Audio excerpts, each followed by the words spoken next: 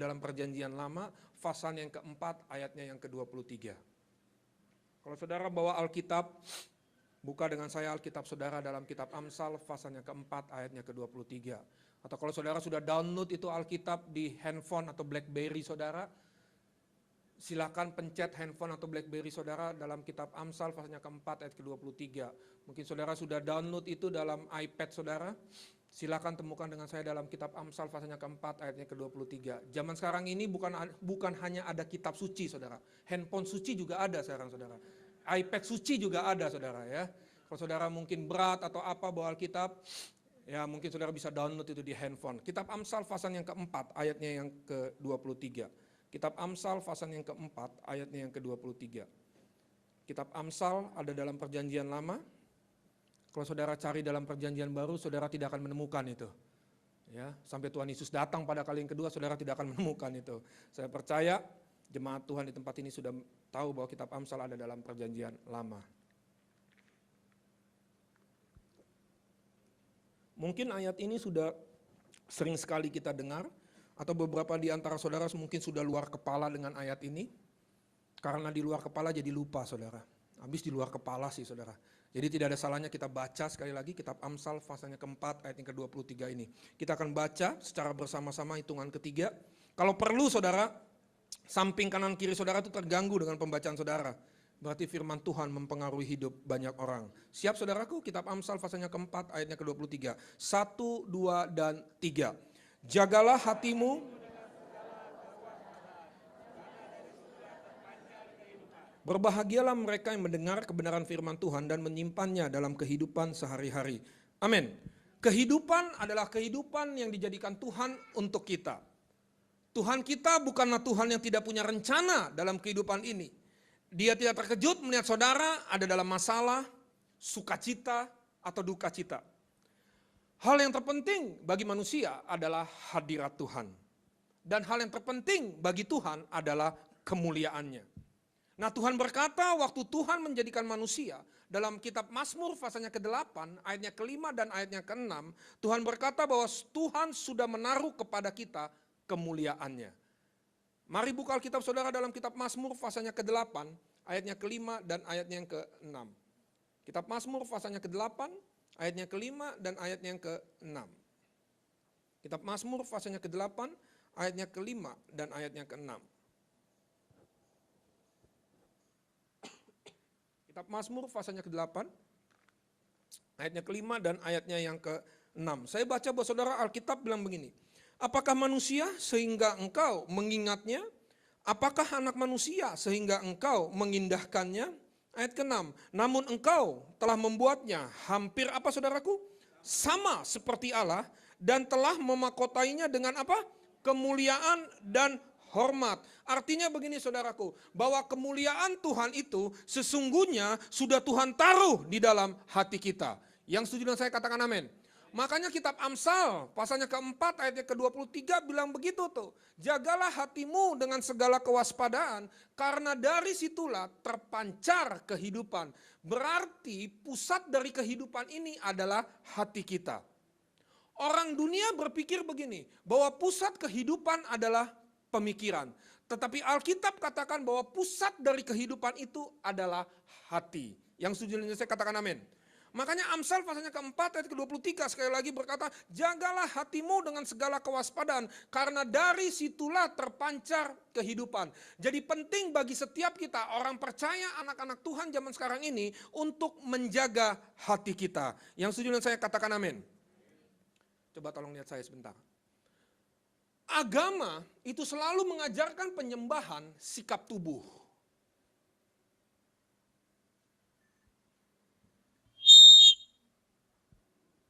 Itu agama. Christianity is not a religion. Kekristenan bukanlah agama. Makanya kekristenan tidak pernah mengajarkan penyembahan sikap tubuh. Tetapi kekristenan selalu mengajarkan penyembahan adalah sikap hati. Yang setuju dengan saya katakan amin. Pertanyaan saya siang hari ini saudara, kapan sih kita harus menjaga hati kita? Setiap saat. Amin? Amin? setiap saat kita harus menjaga hati kita. Nah, saya akan selesaikan khotbah saya. Saya akan akhiri khotbah saya dengan mengkategorikan kata setiap saat dalam 3 kategori. Kategori yang pertama adalah dari kata setiap saat, kita harus menjaga hati kita pada saat kita berhasil. Katakan saya, berhasil. Yang kedua, kita harus menjaga sikap hati kita. Kategori yang kedua dari kata setiap saat adalah kita harus menjaga hati kita pada saat keadaan biasa-biasa datang dalam kehidupan kita. Dan yang ketiga, kategori yang ketiga dari kata setiap saat adalah kita harus menjaga hati kita pada saat tantangan, rintangan, penderitaan, masalah, cobaan, bahkan sakit penyakit datang dalam kehidupan kita. Pada saat-saat seperti itulah kita harus menyiapkan hati kita atau sikap hati yang tepat untuk berhadapan dengan semuanya itu. Saya ulangi, rada-rada lowbat. Ya, karena sini sudah jamnya saudara. Bayangkan saudara, duduk, dengarkan orang, perut kosong, belum makan. Saudara udah makan siang? Belum kan? Belum makan siang, perut kosong, duduk, kena AC, waduh mata langsung redup itu. Itu sebuah pergumulan bagi jemaat. Mungkin dalam hati saudara, saudara berdoa, Tuhan kalau boleh lalukanlah cawan ini daripadaku. Jadi saya ulangi saudara, saya ulangi. Saya ngerti, saya bukan tipe hamba Tuhan yang suka nengkang-nengking roh ngantuk saudara. Ada hamba Tuhan sebelum khotbah ditengking itu roh ngantuk saudara. Enggak, karena ini sudah hampir jamnya saudara. Nanti kalau saya tengking roh ngantuk, saudara nggak ngantuk, saya lagi disalahin lagi. Makanya saya akan tetap semangat berkhotbah, saya akan berteriak buat saudara, supaya saudara tetap terjaga dalam mendengarkan kebenaran firman Tuhan. Saya ulangi, kitab Amsal pasal yang keempat ayat ke-23 bilang begini, jagalah hatimu dengan segala kewaspadaan, karena dari sanalah terpancar kehidupan. Jadi penting bagi kita anak-anak Tuhan untuk selalu menjaga yang namanya hati kita. Nah tadi saya bertanya sama saudara, kapan sih kita harus menjaga hati kita? Alkitab bilang penting untuk selalu menjaga hati kita. Karena dari situlah terpancar kehidupan. Ya. Pertanyaan saya tadi, kapan sih kita harus menjaga hati kita? Nah saudara sudah setuju dengan saya bahwa kita harus menjaga hati kita setiap saat. Amin. Nah dari kata setiap saat itu Pak Bu, saya kategorikan menjadi 3 kategori. Kategori yang pertama dari kata setiap saat adalah kita harus menjaga hati kita pada saat kita berhasil. Yang kedua, kategori yang kedua dari kata setiap saat adalah kita harus menjaga hati kita pada saat keadaan biasa-biasa datang dalam kehidupan kita. Dan yang ketiga, kategori yang ketiga dari kata setiap saat adalah kita harus menjaga hati kita pada saat tantangan, rintangan, penderitaan, masalah, bahkan sakit penyakit datang dalam kehidupan kita. Di titik-titik seperti itulah kita harus menyiapkan hati kita. Atau sikap hati yang tepat untuk berhadapan dengan semuanya itu. Paham sampai sini? Ya, kita masuk poin yang pertama ya. Tadi pagi di ibadah pertama saya tidak sempat jelaskan itu. Ya. Khotbah saya yang pertama direkam tadi pagi. Ya, kalau saudara mau dapatkan itu, jadi hari ini ibadah pertama sama ibadah kedua saya khusus membongkar kepada saudara mengenai yang namanya sikap hati. Ya. Ya. Mengapa orang Kristen doanya tidak sampai kepada Tuhan? Karena tidak memelihara namanya sikap hati. Alkitab bilang begitu, kalau engkau mau berdoa bereskan dulu hatimu. Makanya doa-doa kita sering gak nyampe, itu karena kita tidak memelihara namanya sikap hati kita. Saya masih ada jadwal, kalau gak salah bulan depan masih ada di tempat ini. Ya, saya akan bongkar, tadi pagi saya sudah katakan itu, saya akan bongkar tentang konsep doa. Ya. Saya masih ada jadwal kalau nggak salah di tempat ini. Ya, tentang konsep doa, saya akan janji kalau saya datang ke tempat ini, saya akan kasih tahu saudara tentang paradigma berdoa. Kadang-kala kita berdoa itu paksa Tuhan loh. Maafkan saya saudara, pendoa-pendoa syafaat zaman sekarang ini kalau berdoa tuh paksa-paksa Tuhan loh. Kok Tuhan dipaksa loh? Ini yang bos yang mana, yang hamba yang mana ini? Doa itu yang sesungguhnya adalah begini saudara, kita sedang menyamakan keinginan kita dengan keinginannya Tuhan. Kita sedang menyelaraskan jalannya kita dengan jalannya Tuhan. Nah itu doa. Nanti bulan depan lah kalau saya ada di tempat ini, saya kasih tahu sama saudara. Ya, kita masuk poin yang pertama, kita harus menjaga sikap hati kita. Poin yang pertama pada saat kita sedang dalam keadaan berhasil. Tolong dengarkan saya baik-baik saudara, cobaan terbanyak terjadi pada saat keberhasilan. Dalam keberhasilan kita banyak sekali cobaan yang datang menghimpit kita. Musa saudaraku dalam keberhasilannya, cobaannya double porsi. 2 kali lipat. Coba siapa lagi contoh dalam Alkitab yang dicobai pada saat dia berhasil? Ayub. Siapa tadi bilang Ayub tuh masuk surga tuh? Ayub dicobai bukan pada saat dia gagal. Tapi Alkitab katakan Ayub dicobai pada saat dia menjadi the greatest man. Orang yang paling hebat, orang yang paling kaya, orang yang paling ternama pada zamannya. Tapi ia dicobai dengan cobaan yang tidak terkatakan. Cobaan yang paling besar terjadi pada saat seseorang sedang dalam keadaan berhasil. Bagaimana sikap kita dalam keadaan berhasil sangat menentukan sekali. Apakah kita ke depannya dipakai oleh Tuhan atau tidak sama sekali. Masih maukah kita ditegur oleh orang lain pada saat kita ada dalam posisi berhasil? Bagaimana reaksi kita menghadapi teguran-teguran tersebut? Apalagi kalau orang yang tegur kita itu levelnya di bawah kita. Bukan mencoba melevel-levelkan orang. Tapi biasanya pada saat kita berhasil itu paling gak bisa ditegur oleh orang yang levelnya di bawah sama kita. Masih adakah penundukan diri kita pada saat kita berhasil? Tolong dengarkan saya baik-baik saudara. Sikap saudara dalam teguran itu sangat menentukan sekali pertumbuhan rohani saudara. Oleh sebab itu, miliki sikap hati yang benar di dalam setiap keadaan. Saya kenal banyak hamba Tuhan saudara. Iya. Kalau ditegur sama orang lain, dia jawabnya begini. Kan yang dipakai Tuhan kan saya, you siapa? Tadi pagi saya sudah kasih tahu sama jemaat yang hadir di ibadah pertama bahwa kegagalan banyak pemimpin, mereka hancur atau gagal karena tidak menjaga yang namanya sikap hati mereka. Kalau saudara satu saat nanti Tuhan bawa dalam posisi berhasil, atau kalau saudara saat ini sedang ada dalam posisi berhasil tersebut, ingatlah sikap hati saudara. Kalau saya berbicara sikap di sini saudara, bukan hanya sekedar sikap yang dari luar saja. Tapi yang saya maksudkan adalah sikap yang dari dalam. Bagaimana reaksi kita menghadapi kenyataan-kenyataan hidup yang datang dalam kehidupan kita, sangat menentukan sekali apakah kita akan dipakai oleh Tuhan ke depannya atau tidak sama sekali. Kalau saudara mau berhasil, tadi pagi saya sudah tekankan beberapa kali, ingatlah yang namanya sikap hati saudara. Halo, mau berhasil? Mau sukses? Saudara tahu pengertian sukses itu apa sih? Punya mobil banyak, apakah itu sukses? Belum tentu. Punya rumah banyak, apakah itu berhasil? Belum tentu. Punya tabungan banyak, deposito banyak, apakah itu berhasil? Belum tentu. Kesuksesan atau keberhasilan yang sesungguhnya adalah begini, menggenapi rencana Tuhan yang sudah Tuhan bukakan dalam kehidupan kita. Itu pengertian sukses yang sesungguhnya. Bagaimana kita bisa mengerti kehendak Tuhan dalam kehidupan kita? Punya hubungan intim dengan Tuhan. Tadi pagi saya sudah bongkar itu saudara. Sejelas-jelasnya saudara bisa dapatkan itu tuh. Tape-nya, rekamannya. Ya. Percayalah saya tidak sedang promosi, saya tidak dapat royalti itu, tidak sama sekali. Tapi kalau saudara mau tahu itu, belilah. Beli apa dikasih di tempat ini? Ya, dapatkan itu di bagian multimedia di belakang. Saya sudah bongkar itu saudara. Makanya kekristenan itu punya pengertian apa? Hubungan. Iya. Hubungan dengan Tuhan salib itu punya pengertian apa saudara? Yang tegak lurus, yang vertikal itu punya pengertian hubungan kita dengan Tuhan. Yang horizontal itu hubungan kita dengan sesama.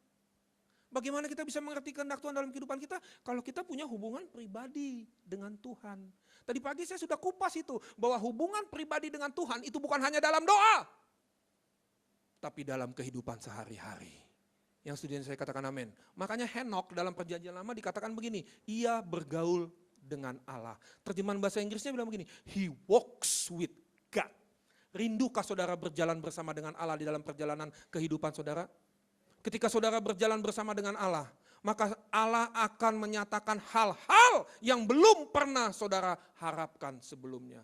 Kalau ada ayat yang hari-hari ini timbul dalam kehidupan pribadi saya, ayat itu berbunyi begini, apa yang tidak pernah dilihat oleh mata, tidak pernah didengar oleh telinga, tidak pernah timbul dalam hati manusia, itu yang Tuhan sediakan dalam kehidupan setiap orang yang mengandalkan Tuhan. Kita masuk poin yang kedua, supaya selesai saudara. Ya, poin yang kedua apa saudara? Bagaimana sikap kita atau bagaimana kita bereaksi dalam keadaan yang biasa-biasa dalam kehidupan kita. Ketika semuanya berjalan normal, nggak ada mujizat, nggak ada uang masuk, nggak ada amplop, nggak ada kata terima kasih, makannya sama, pagi tempe, siang tempe, malam tempe. Besoknya pagi tahu, siang tahu, malam tahu. Itu seperti menu sekolah Alkitab, saudara. Waktu saya sekolah Alkitab makanya gitu terus tuh, saudara. Tempe tahu, kalau enggak triplek, ya spon. Kalau enggak tempe ya tahu. Jadi bagi saya sekolah Alkitab adalah diet center waktu itu, saudara. Tapi tolong dengarkan saya baik-baik, saudara. 80% karakter seseorang itu terbentuk dalam keadaan yang biasa-biasa. Kalau kita salah bereaksi dalam keadaan seperti ini, maka kita akan mengalami yang namanya kejenuhan dalam hidup ini. Kita akan mengalami yang namanya kebosanan dalam hidup ini. Dan kita akan pindah, kita akan meninggalkan satu tempat, pindah ke tempat yang lain. Bagaimana sikap kita dalam keadaan yang seperti ini? Bagaimana saudara bereaksi dalam keadaan yang biasa-biasa ini? Tolong dengarkan saya baik-baik, saudaraku yang dikasih dalam nama Tuhan. Musa 40 tahun tidak tercatat dia bikin apa-apa. Saya percaya cuma hal-hal yang biasa yang Musa temui saat itu. Tapi justru dalam hal-hal yang biasa inilah, saudaraku yang dikasih dalam nama Tuhan, karakter Musa diubahkan oleh Tuhan. Jangan harap hal yang luar biasa dalam hidupmu. Kalau dengan hal-hal yang biasa saja saudara cepat mengalami yang namanya kejenuhan. Justru di dalam keadaan yang biasa-biasa inilah, saudaraku, karakter kita diungkapkan oleh Tuhan. Makanya jangan pernah mengeluh akan kejenuhan. Jangan pernah mengeluh akan kebosanan. Justru dengan jalan-jalan ini sekali lagi, karakter kita diungkapkan oleh Tuhan. Tuhan ingin mengambil sesuatu yang dia anggap perlu diambil dari dalam hidup kita. Bagaimana saudara bersikap terhadap hal-hal yang menjenuhkan tadi? Segala sesuatu bisa merupakan proses Allah buat kita, termasuk hal kejenuhan tadi. Halo, makanya tadi di ibadah pertama saya sudah bilang tuh Pak, Bu, di dalam kekristenan jangan berpikir hasil. Jangan pernah berpikir hasil, berpikirlah proses. Loh, saya khotbahkan ini saya sudah ngalami, saudara. Iya. Apalagi kayak kami, saudara ya, pembicara ya, itu sampai akhir tahun itu jadwal kami sudah full tuh, Jumat sama Minggu. Bahkan ada beberapa gereja teman saya di Singapura, itu tahun 2012 sudah menjadwalkan 3 kali. Sampai saya BBM beliau, saya bilang begini, Pak, saya aja tanggalan 2012 belum ada.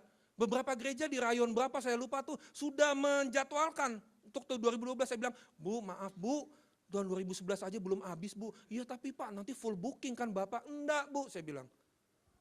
Sebab saya melayani Tuhan bukan karena jadwal. Yes. Kalau saya nggak jaga hati saya, saudara, saya terjebak dengan yang namanya rutinitas. Apalagi seperti saudara yang bekerja di kantor. Ya. Kalau saudara bekerja di kantor, atau saudara mungkin punya usaha, buka toko, pagi buka toko jam 9, tutup jam 9 malam. Begitu terus dari Senin sampai dengan hari Sabtu. Kalau saudara tidak menjaga yang namanya sikap hati saudara, saudara akan terjebak dengan yang namanya rutinitas. Kita perlu menjaga hati kita. Amin. Di dalam setiap keadaan. Amin. Mau menjaga hati dalam setiap keadaan? Ya, mau ya, apapun keadaan dalam kehidupan kita, pada saat kita berhasil, jaga hati kita. Jangan sombong. Makanya tadi pagi saya sudah bilang sama jemaat yang pertama itu, ya, saya paling setuju hamba Tuhan harus mulai dari nol.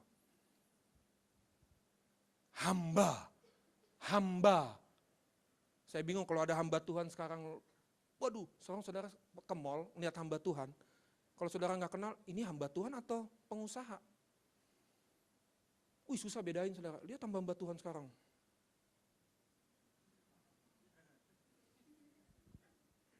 Maafkan saya, hamba loh. Makanya saya paling setuju hamba Tuhan mesti dari nol. Saya mulai pelayanan Bu Pak dari nol. Saya pernah nyapu gereja kok. Saya pernah tidur di bangku gereja, tadi pagi saya kesaksian yang terbuat dari kayu. Saya pernah ngepel gereja, saya pernah jadi aser kok. Enggak langsung saudara jadi pembicara keliling. Enggak. Makanya saya bingung kalau ada pendeta sekarang, kalau mau khotbah, dijaga sama polisi, dikawal mobilnya.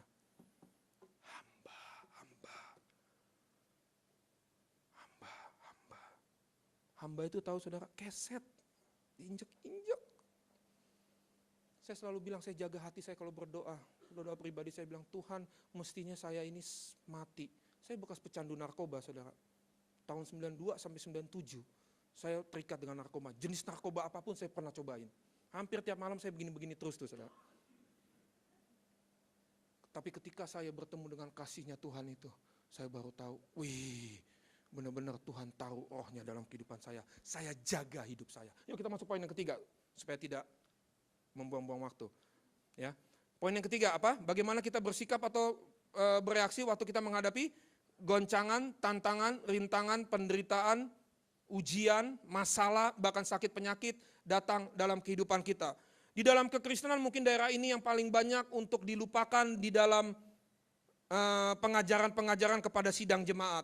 Bagaimana sikap kita dalam keadaan-keadaan seperti ini. Seorang hamba Tuhan pernah berkata begini, setiap penderitaan yang datang itu selalu disertai dengan pesan yang berasal dari isi hati Tuhan.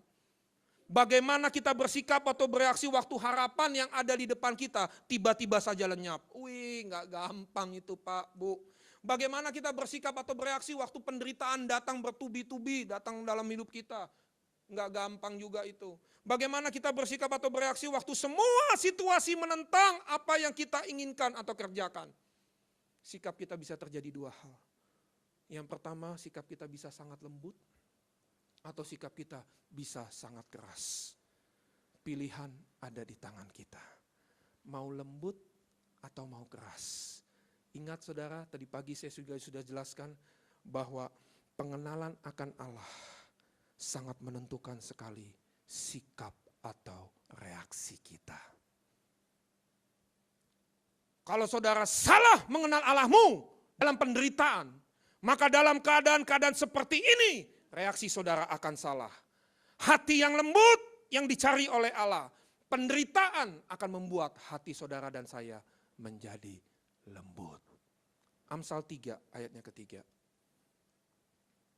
Kitab Amsal pasalnya ketiga, ayatnya ketiga. Biasanya saudara kalau jemaat dengar khotbah-khotbah keras kayak begini tentang karakter gini, paling malas kita. Ya. Tadi saya di ruang hamba Tuhan saya bicara itu sama Pak Tony, sama beberapa hamba Tuhan juga. Ya. Saya bilang kasihan jemaat hari-hari ini. Dengar khotbahnya tentang yang enak-enak mulu. Makanya tadi pagi saya jelaskan saudara, tujuan atau fokus utama kita ikut Yesus itu bukan cuma masuk surga. Alkitab bilang dalam Roma pasalnya ke-10 ayat ke-10, dengan mulut kita mengaku, dengan hati kita percaya bahwa Yesus adalah Tuhan dan Juru Selamat, maka kita akan diselamatkan. Berarti keselamatan itu baru merupakan langkah awal. Katakan saya langkah awal. Langkah awal dalam kehidupan kekristenan. Rasul Paulus bilang begitu tuh. Harus ada hal-hal yang kita kerjakan di dalam keselamatan kita. Yaitu apa? Karakter kita semakin hari semakin dibentuk menyerupai karakter Kristus. Enggak salah dengan mujizat. Enggak salah dengan berkat. Saya kalau ingat-ingat mujizat yang Tuhan kerjakan dalam kehidupan saya tercengang-cengang saudara. Ya contohnya itu tadi. Mestinya mati berapa kali mau overdosis. Pecandu berat saudara. Beberapa kali masuk ketergantungan rehabilitasi tahun 97. 96, 94 saya keluar masuk rehabilitasi. 97 saya bertobat. 98 masuk sekolah Alkitab. Keluar tahun 2001. Bahkan masih bisa ngambil program pasca sarjana loh, teologi. Mestinya saudara ini udah diracunin semuanya. Itu dahsyatnya Tuhan saudara. Kalau Tuhan mengubahkan sesuatu, aduh saudara, sampah. Makanya saya selalu tahu diri deh, sampah mestinya mati. Tuhan mau pakai, Tuhan angkat lagi, itu luar biasanya Tuhan kita. Kasih tepuk tangan dong buat Tuhan kita. Amsal pasalnya ketiga, ayatnya ketiga, haleluya. Kitab Amsal pasalnya ketiga, ayatnya ketiga. Di depan sudah ada slide, yuk kita baca yuk. Ya, 2, 3. Janganlah kiranya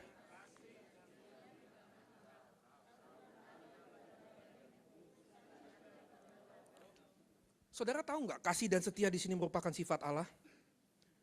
Bagaimana cara Allah mengukirkan sifat kasih dan setianya dalam hati kita? Lewat penderita. Hati yang keras, saudaraku, tidak pernah ditulisi oleh jarinya Allah. Tapi hati yang lembut, sekali lagi. Hati yang lembut, sekali lagi. Hati yang lembut, yang melewati jalan penghancuran hati itulah yang akan ditulisi oleh jarinya Allah lewat sifat kasih dan setianya dalam hati kita. Makanya saudara, jangan pernah menolak jalan kehancuran hati dalam hidup ini. Jangan pernah menolak jalan penderitaan dalam hidup ini. Justru dalam jalan-jalan itulah hati saudara dan saya menjadi lembut. Sehingga jarinya Tuhan tadi bisa menulisi sifat kasih dan setianya dalam loh hati kita. Miliki hati yang lembut di hadapan Tuhan. Masalah apapun, Pak, Bu, maafkan saya. Bukan saya coba menggampangkan, menyepelekan masalah dalam hidup Bapak atau Ibu serta saudaraku ini kasih dalam Tuhan. Enggak. Tapi yang pesan yang ingin saya sampaikan kepada saudara, masalah apapun dalam kehidupan kita yang Tuhan izinkan datang dalam kehidupan kita. Alkitab bilang begini, pencobaan-pencobaan yang kamu alami adalah pencobaan-pencobaan yang tidak melebihi kekuatan. Saya tanya sama saudara, saudara apa kabar hari ini? Tuh, berarti yang luar biasa gak boleh kalah dong dengan yang biasa-biasa. Amin saudaraku, amin. Masalah apapun saudara, hari ini percayalah bahwa mujizat itu masih ada. Amin. Ini bukan cuma slogan saudara. Saya harap kalau saudara duduk pertama doa, langsung lihat depan, mujizat masih ada. Iman saudara semakin dikuatkan di dalam Tuhan. Amin. Masalah apapun dalam hidup saudara, hari ini saya mau encourage kepada saudara bahwa Tuhan kita adalah Tuhan yang tidak pernah meninggalkan umatnya. Gak perlu takut dalam hidup ini. Gak perlu ragu dalam hidup ini. Alkitab bilang begini saudara dalam Matius pasalnya ke-6 ayat ke-27. Siapakah di antara kamu yang karena kekhawatirannya dapat menambahkan sehasta saja pada jalan hidupnya?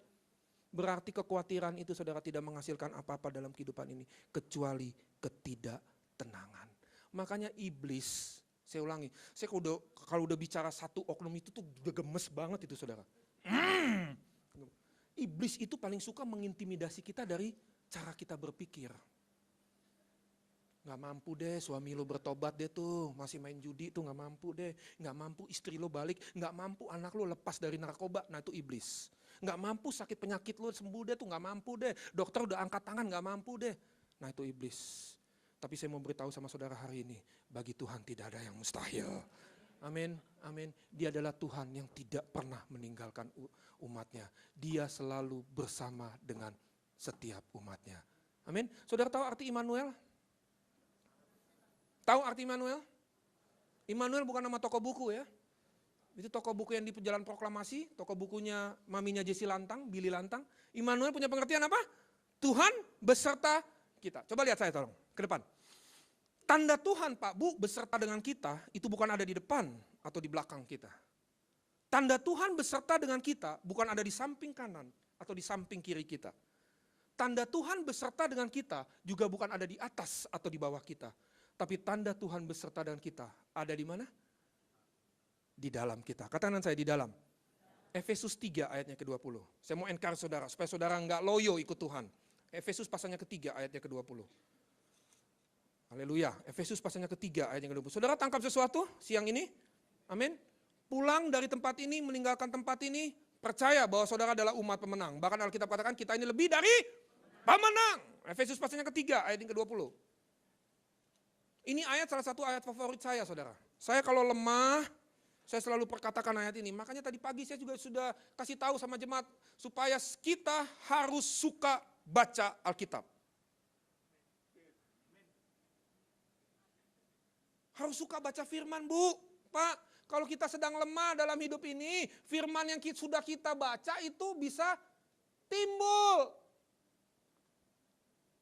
Karena kita pernah membacanya, lagi mana firman Tuhan bisa hidup kalau kita tidak pernah membacanya. Zaman sekarang tuh orang, tadi sudah jelaskan pagi, saya amati zaman sekarang ini orang kalau bangun tidur, orang Kristen bangun tidur itu bukannya berdoa. Bukannya baca Alkitab. Orang Kristen zaman sekarang ini kalau bangun pagi langsung nyalakan handphone. Waduh, cek SMS, cek email, cek Facebook, cek Twitter, cek BBM, apalagi. Loh, saya bukan anti teknologi saudara, saya ikuti semua teknologi. Tapi saya tidak pernah menempatkan sesuatu lebih daripada Tuhan. Bangun pagi harus berdoa. Halo anak muda. Yes. Yang masih muda, bangun pagi bukannya berdoa, langsung telepon pacar. Saya lihat masih banyak wajah-wajah anak muda di sini, ya. Yang belum menikah, tolong dengarkan saya baik-baik, ya. Ya, mau tahu pasanganmu berasal dari Tuhan apa enggak? Yang belum menikah, yang sudah menikah, udah pintu sudah tertutup, enggak ada alasan. Tapi Pak, saya bukan dari Tuhan. Wah, saya nggak mau tahu Pak. Bapak sudah terlanjur, resiko ditanggung oleh penumpang sendiri. Ya, ini yang belum menikah. Saya lihat banyak wajah-wajah yang masih single, ya. Mau tahu itu berasal daripada Tuhan apa enggak hubunganmu? Ya, pasanganmu mau tahu berasal dari Tuhan apa enggak? Mau tahu? Hubungan kita dengan Bapa kita di surga semakin melekat. Itu dari Tuhan. Mau tidur malam telepon, doa dulu. Makanya cari jodoh itu jangan di tempat lain, di rumah Tuhan. Sedangkan ketemunya di gereja aja masih bisa suka salah loh. Ketemu di gereja sama-sama anak Tuhan, sama-sama melayani, bisa salah. Loh, nggak percaya saudara. Saya punya teman, aku punya teman, tapi bukan teman sepermainan ya. Yang wanita itu teman sekolah saya Pak, sekolah Alkitab. Yang pria pengusaha, pembicara, keliling. Ya. Jadi waktu saya khotbah di Mangga 2 Square, dia datang. Saya nggak tahu, saya sudah khotbahkan apa hal ini belum kepada saudara, tapi nggak apa-apa lah. Ya. Bagi saudara yang belum dengar, yang masih cari-cari jodoh, harus tanya sama Tuhan. Harus tanya sama Tuhan. Harus tanya sama Tuhan. Waktu saya habis khotbah, doa berkat, saya mau pulang, yang wanita ini datangin saya. Dia dengar saya mau khotbah di gereja tersebut, dia datang ke gereja tersebut. Tapi bukan dari gereja Bethel Indonesia kita, bukan dari GBI. Bukan, saya tidak bisa sebutkan. Dia datang ke gereja tersebut, dia tegur saya. Pak Yohanes katanya, apa kabar? Apa kabar? Saya bilang, kemana aja? Kok kontak BBM-mu di handphone saya hilang? Biasa kalau BBM kehapus kan kita juga, mana nih orangnya? Dia bilang begini, iya nih, calon suamiku kasar, cemburuan. Loh, masa sih saya bilang begitu? Iya, maksudnya gimana? Kalau dia tahu ada nama pria di handphonenya dia, di kontak number handphonenya dia, itu dihapus semuanya. Oh ya, cemburu banget. Loh katanya hamba Tuhan, katanya pembicara. Iya nih. Terus kalau nggak kamu hapus gimana? Dia marah katanya. Maksudnya marah, dia pukul saya. Hah? Hamba Tuhan pukul calon istri? Saya bilang, iya, makanya gue bingung nih, gimana ya? Gue mau nikah nggak sama dia ya? Menurut lo gimana? Putusin. Oh iya, saya bilang, lo kenapa katanya dia? Belum jadi suami saja sudah berani main tangan, apalagi sudah jadi suami, dimutilasi loh. Bayangkan saudara, sama-sama melayani Tuhan aja masih bisa salah loh. Apalagi yang gelap sama yang terang. Saya punya teman saudara, kerja di perusahaan bakri minyak di Kuningan.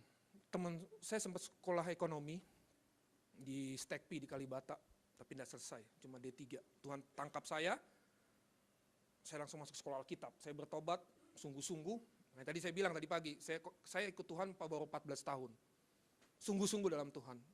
Dilahirkan dari keluarga Kristen Pak, Bu. Ayah ibu saya orang Kristen, Kristen KTP tapi. Kristen tanpa pertobatan. Ngaku orang Kristen masih ngerokok, ngaku orang Kristen masih main judi, ngaku orang Kristen masih pukul-pukul orang. Saya sungguh-sungguh dalam Tuhan 14 tahun, belum tahu banyak. Tapi saya cuma tahu satu hal yang mau saya sampaikan kepada saudara, bahwa firman Tuhan sudah mengerjakan sesuatu dalam diri saya. Dan saya percaya firman Tuhan yang sama pun akan mengerjakan sesuatu dalam hidup saudara. Itu pasti terjadi, tidak bisa disangkal. Iya saudara. Ayo kita buka Efesus 3 ayat ke-20. Ya. Nggak ada yang mustahil saudara buat Tuhan. Bagi Tuhan, tidak ada yang mustahil. Makanya nggak usah ragu. Tadi pagi saya ketemu sama Pak Herianto ya Pak, yang di kursi roda ya. Ya, saya bilang sama beliau, saya bisikin di telinganya, Pak, kalau Tuhan menyembuhkan Bapak mau jadi pelayan Tuhan. Mau Pak, terjadilah sesuai dengan imanmu. Bagi Tuhan tidak ada mustahil. Dibilang cuci darah, istrinya cerita sama saya, cuci darah seminggu 2 kali. Aduh. Saya tahu betapa menderitanya keluarga itu. Tapi dia sudah berjanji sama Tuhan, kalau Tuhan lakukan sesuatu dalam hidupnya, dia mau bersaksi buat Tuhan. Bahkan dia mau melayani Tuhan. Saya bilang terjadi sesuai dengan iman Bapak. Efesus 3 ayatnya ke-20. Ya, saya mau kasih tahu sama saudara, tanda Tuhan beserta dalam kita itu bukan di mana-mana saudara, tapi di dalam kita. Efesus pasalnya ke-3 ayatnya ke-20. Sudah dapat? Ya, di depan sudah ada slide. Ya. 2, 3. Bagi dialah yang dapat melakukan jauh lebih banyak daripada atau pikirkan, seperti yang ternyata dari kuasa, seperti yang ternyata dari apa saudara? Kuasa yang bekerja di mana? Di mana? Sekali lagi di mana?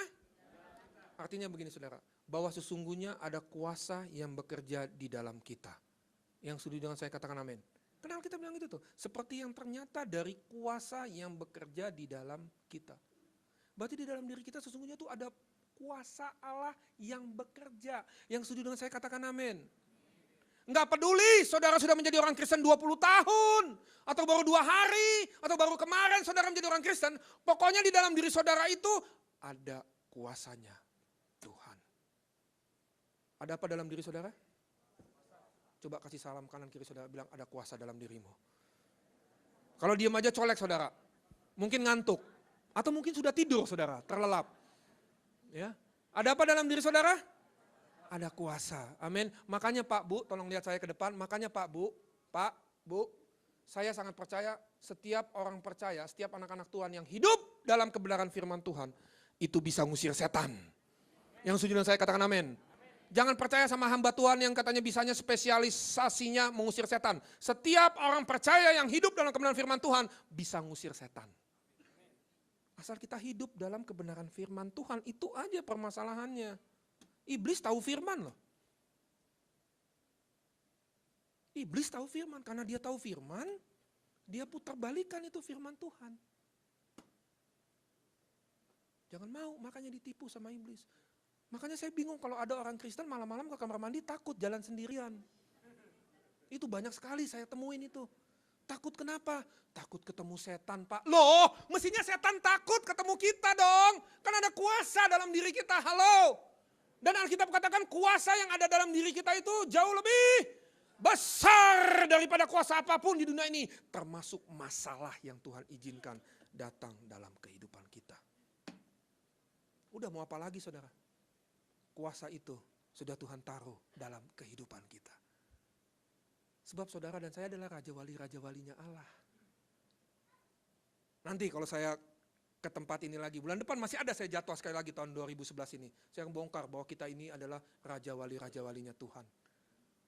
Kita bukannya ayam, bukannya chicken pok-pok. Kalau ada masalah takut, ngumpet, sembunyi. Enggak. Lihat coba, kalau ada badai di hutan, semua binatang pasti ngumpet. Mau dia raja hutan, singa, mau dia kingkong, mau dia monyet, mau, kalau saya bilang monyet ini gak enak kan sama saudara, nanti saudara tersinggung. Mau dia harimau, mau dia badak, mau dia jerapah, mau dia apapun, kalau badai datang saudara. Binatang-binatang itu pasti ngumpet. Tapi kalau raja wali, badai datang, dia akan terbang lebih tinggi lagi mengatasi badai itu. Saudara dan saya adalah raja walinya Tuhan. Potensi kuasa itu ada dalam diri saudara. The power is in you. The power is inside of us. Ada di dalam kita. Mau apa lagi coba saudara? Mau apa lagi coba? Mau apa lagi? Kuasa sudah Tuhan beri dalam kehidupan kita. Alkitab bilang kita adalah umat-umat pemenang. Bahkan lebih daripada pemenang. Ada apa dalam diri saudara?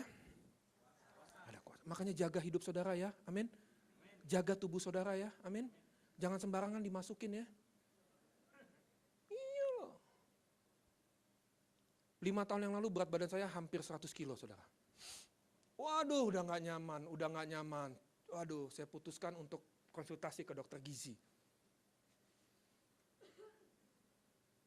Makan apaan aja saudara, masuk makan. Wah, sampai dibilang bapak suka apa makan kalau habis pelayanan? Mana-mana Tuhan panggil Pak katanya. Maksudnya apaan aja masuk gitu loh. Tapi sekarang udah enggak saudara, sekarang udah enggak. Saya jaga. Iya. Jadi saya konsultasi ke dokter gizi di daerah Menteng, Jalan Cokro Aminoto, ada dokter gizi. Dia dokter gizi KONI pusat. Jadi untuk atlet-atlet olahraga supaya jaga badan. Pak timbang Pak, kata susternya. Saya timbang. Hampir 100. Pak tunggu Pak, nanti konsultasi sama dokter katanya. Saya tunggu. Silakan katanya dokternya. Bapak kerja apa? Saya hamba Tuhan dok. Oh pantes. Loh kok pantes dok dalam hati saya?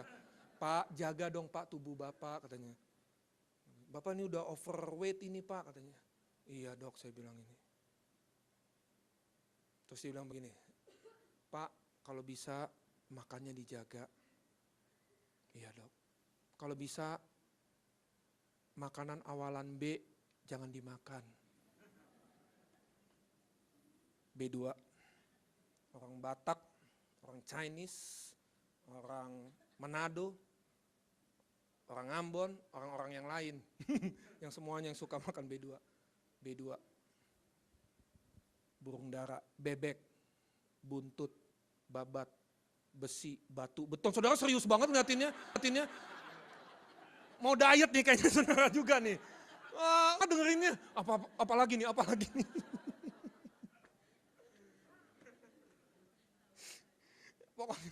Pokoknya gini saudara, kita harus jaga tubuh kita. Sebab di dalam tubuh kita berdiam rohnya Tuhan. Amin. Nothing make me proud. Nggak ada yang buat saya lebih bangga dalam hidup ini. Kecuali roh Tuhan berdiam dalam tubuh saya yang lemah. Dalam pribadi saya yang sangat sederhana ini. Berdiam kuasanya Tuhan. Siang hari ini, kalau saya tatap wajah saudara satu persatu. Saya lihat mata saudara satu persatu. Saya bisa pastikan roh Allah yang sama pun berdiam dalam diri setiap saudara. Amin. Orang percaya nggak boleh kalah. Orang Kristen nggak boleh menyerah. Pakai kuasa yang sudah Tuhan taruh dalam kehidupan kita untuk mengalahkan setiap persoalan dalam kehidupan kita. Amin. Amin. Mau bersaksi buat Tuhan? Lewat masalah. Hari gini kalau bersaksi khotbah, waduh ditolak sama orang. Saya kalau hari-hari biasa saya sering ketemu sama orang-orang yang ada di dunia kerja, di dunia bisnis. Saya selalu memperlengkapi mereka bahwa kita adalah ujung tombaknya Tuhan. Makanya saya selalu bilang sama mereka juga, sama saudara saya mau bilang, kita jadi orang Kristen jangan cuma jago kebaktian, tapi jagolah kehidupan.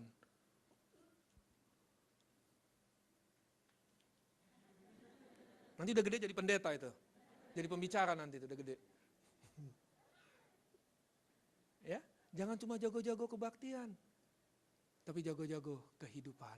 Amin. Lihat orang Kristen, menangnya cuma hari Minggu. Menangnya cuma dalam ruang kebaktian. Cuma 2 jam. Hari Senin sampai dengan Sabtu kalah. Minggu datang ke gereja, pemimpin pujian mengangkat sebuah pujian, sebab dia hidup, ada hari esok. Hari Minggu semangat, hari Senin sampai dengan Sabtu berjalan dengan kepala tertunduk. Kalah lagi dalam kehidupan, kalah lagi dalam kehidupan. Apa-apaan ini? Menangnya cuma dalam gedung gereja. Hari Senin sampai dengan Sabtu, kalah lagi. Makanya saya nggak suka itu perkataan sekuler sama rohani. Jangan dipisah-pisahkan lah. Sebab saudara dan saya adalah hamba-hamba Tuhan. Amin. Saksi-saksinya Tuhan. Amin. Kalau saudara siang hari ini memutuskan untuk menjadi saksi Kristus, saudara tidak harus berkhotbah di belakang mimbar. Bukan di depan, kalau depan di sini, di belakang mimbar. Kalau saudara memutuskan untuk menjadi saksi Kristus hari ini, saudara tidak harus pakai dasi dan berkhotbah. Makanya saya tidak pakai dasi hari ini. Nggak ada hubungannya kali. Kalau saudara memutuskan untuk menjadi saksi Kristus, saudara tidak harus sekolah Alkitab, kecuali itu panggilan. Menjadi saksi Kristus adalah dimanapun kita berada, kita bisa memberi dampak buat orang lain. Justru dalam masalah lah saudara, kerohanian kita bisa dilihat. Makanya saya bilang gini sama jemaat, kalau ngelihat kerohanian jemaat, jangan lihat dalam ruang kebaktian. Wah bisa aja kalau nyanyi angkat tangan. Nggak tahu tuh angkat tangan kenapa, cincinnya baru kali saudara. Ngelihat kerohanian hamba Tuhan itu jangan di mimbar. Ngelihat hati seorang hamba Tuhan jangan waktu pelayanan. Tanya sama pembantu rumah tangganya. Tanya sama drivernya. Di rumah kami ada 2 driver. Tapi kami perlakukan mereka tidak membeda-bedakan. Apa yang kami makan, mereka juga makan. Dan dia tahu saya adalah hamba Tuhan. Gak usah sih, wah mesti begini. Saya kalau naik lift, saudara, saya kalau naik lift, kebiasaan saya adalah begini. Saya suka peluk OB yang suka pencet-pencetin lift. Saya suka rangkul maksudnya. Tapi yang pria, saudara, yang wanita gak berani saya. Salah lagi nanti, saudara. Saya tanya, Mas, namanya siapa, Mas? Ahmad, Pak, katanya. Tuhan Yesus mengasihimu ya. Diem loh dia. Mungkin kalau saya keluar nanti dibilang, siapa sih Tuhan Yesus? Itu kita udah bersaksi loh. Kita udah bersaksi tuh. Puasa kemarin, saya selesai di sini ya. Hari puasa terakhir kemarin, saudara, kami bagi-bagi nasi bungkus. Di puasa terakhir, ya hari puasa terakhir, 100 nasi bungkus. Bulan Juni kami membagikan 600 nasi bungkus. Tapi yang kemarin yang menyentuh hati saya, saudara, ada seorang pemulung dari daerah Romangun, Jakarta Timur. Kami turun dari mobil. Ada sekitar 6 orang lah, hamba Tuhan sama 3 orang ada anak mahasiswa, kami mentorin mereka. Supaya dia ngeliat pelayanan kami.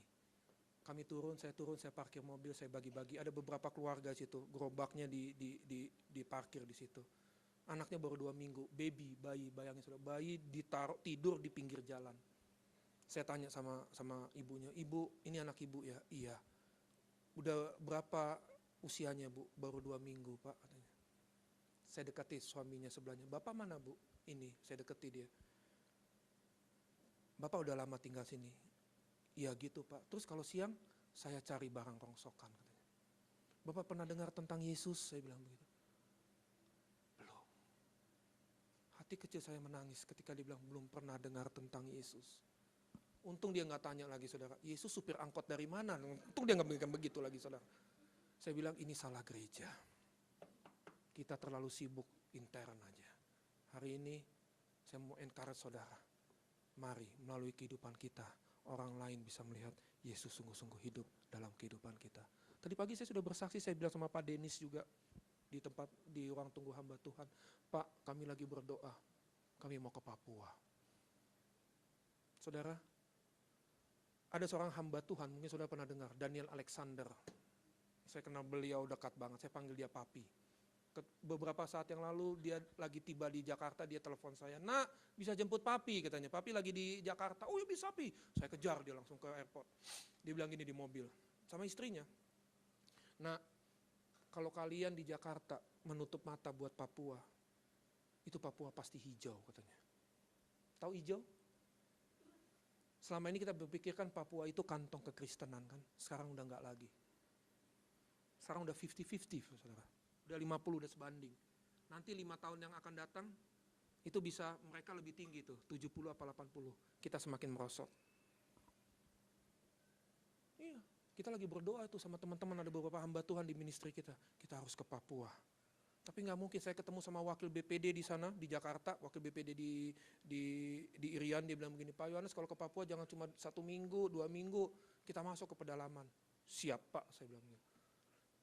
Tapi kalau masuk ke sana ke pedalaman, jangan cuma beritakan Yesus Tuhan. Mereka dari dulu sudah tahu itu Yesus itu adalah Tuhan. Tapi pertanyaan mereka, kalau Yesus Tuhan kenapa dari dulu kami tinggal di atas pohon terus Pak, katanya.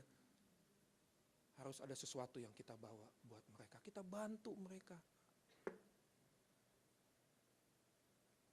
Kami lagi usaha. Sampai saya bilang sama Koden, sama Daniel Alexander, saya bilang, Papi, kalau kami usaha semua profitnya untuk mendukung pelayanan Papi di Papua. Maafkan saya kalau gereja Tuhan di kota-kota besar seperti Jakarta, Medan, Surabaya, Makassar menutup mata. Papua hijau itu. Lihat sekarang sudah anak-anak sekolah Alkitab, calon-calon hamba Tuhan lulusan sekolah Alkitab, udah gak mau ditempatin di Papua. Lihat sekolah pesantren yang mencetak untuk menjadi dai. Mereka contek kita loh saudara. Lulus dari sekolah mereka ditempatkan di pedalaman Papua.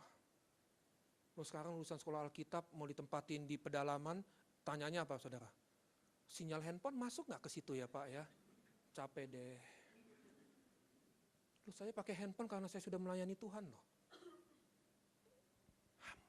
Hamba. Makanya saya selalu bilang, kita ini adalah hamba-hamba Tuhan. Makanya jaga hati kita. Amin.